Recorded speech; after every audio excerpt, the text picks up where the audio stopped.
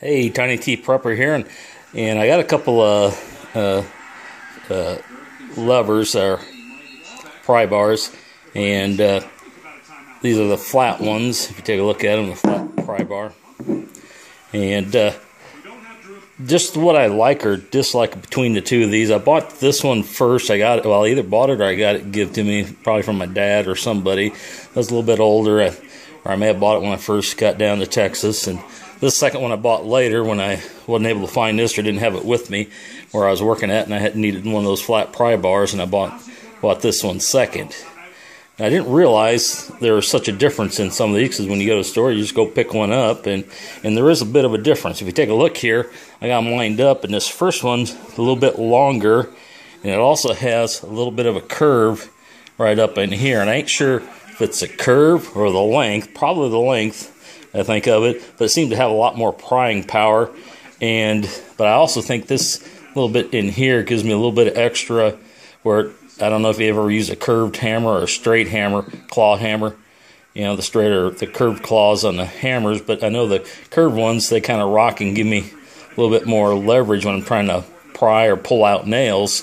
And I think it works the same with these pry bars, because this one, it kind of rounds here, and it seemed like I got a little easier pull on it, but of course I do have a longer lever, and the longer the lever, the more power you get to have there than what this one does on this one. This one seems like I'm kind of flat when I go to use it, and I don't use this as much as, you know, when I have to pry. I don't use this end as much, you know, pulling nails and stuff, it ain't too bad, but this one here just seems to work quite a bit better.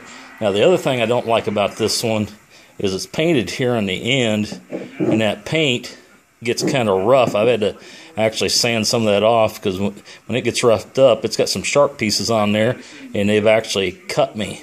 You know, scraped my finger or caught them on there and actually give me a cut that bleeds. And I haven't had that on here where it's just the metal. And I think it's this paint. It's a heavy coated paint, and, you know, makes it look nice and everything, but I think the functionality of it is just not as good. So if you have a choice, I'd avoid that right in here. Need to get that. It's kind of roughed up again from something I was working on, probably hammering with a hammer.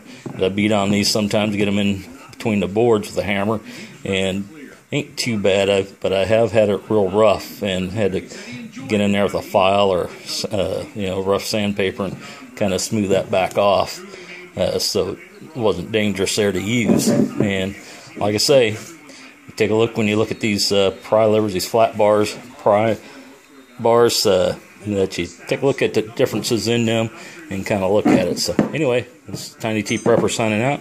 Y'all have a good day.